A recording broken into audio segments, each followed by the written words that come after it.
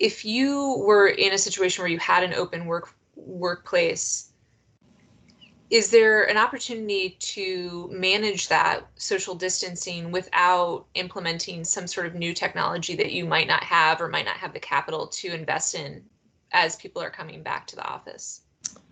I think there is. And I think, one area is through but I think it's a concerted effort, right? So most organizations have some form of Wi-Fi, or they have their computers are accessing AP sites, or you have a phone.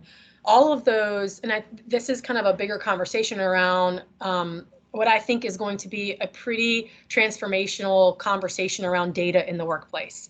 And so, historically, we've all been trying to figure out how many people are coming in, what's the utilization, and the data buckets that we can use to look against that. A lot of it comes from badge data or, occupancy data. We've seen anything from light sensors to literally sensors in a seat. So you've seen the whole gamut. But I think this is for those organizations that, either aren't capital rich or are not ready. And candidly, I think a lot of them should stay away from, going out and making a major investment in any major technology right now. Just as we talked about the binding factor, leveraging the data within your own organization.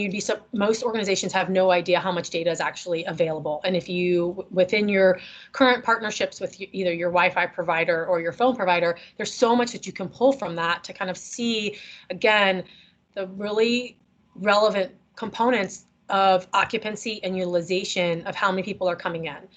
So that's a super passive way to do it, and one that you can just leverage existing technologies for a lot of places.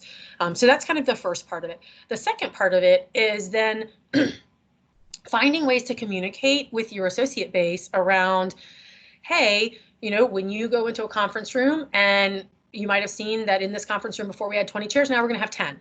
So I think there's other small strategic ways that they can do it to change that. So you reduce the total chair count in all your conference room spaces. Maybe you have a sign up that is built on your intranet portal for wellness rooms, or places that would be community community spaces.